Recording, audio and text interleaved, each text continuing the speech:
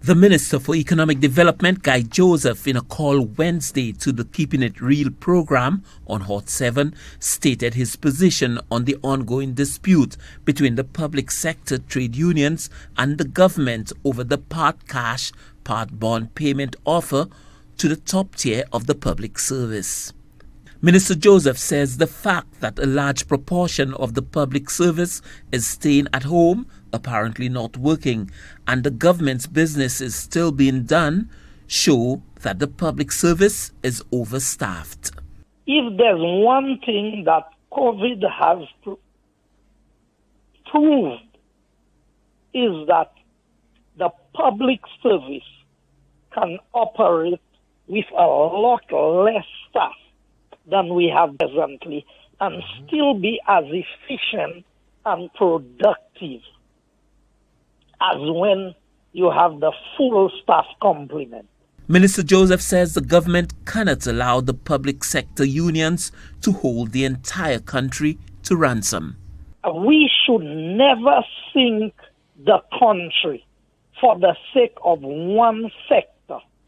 And that is my position, and my cabinet colleagues are fully aware. You do not run the country into the precipice just to please some unions and some workers who have not reported to work at all, who have made no contribution for the last month, and we don't blame them for not being there. We know it's because of the COVID situation, but the reality is we don't even miss them because you're not even aware that they're not there because the work is still being done.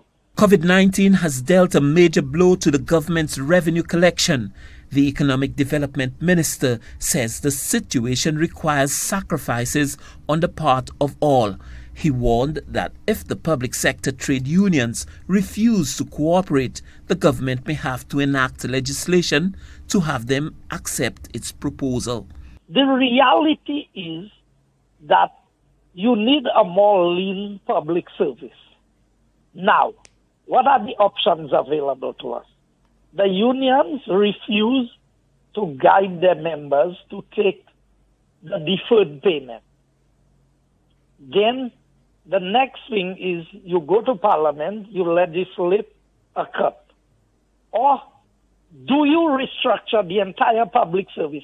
The public sector unions say the government's offer is one that their members are unable to accept and say they expect their full salaries in cash come the end of the month. The public sector unions are arguing that there are other options open to the government which they should seek to explore. Stanley Lucian for the HTS News Force.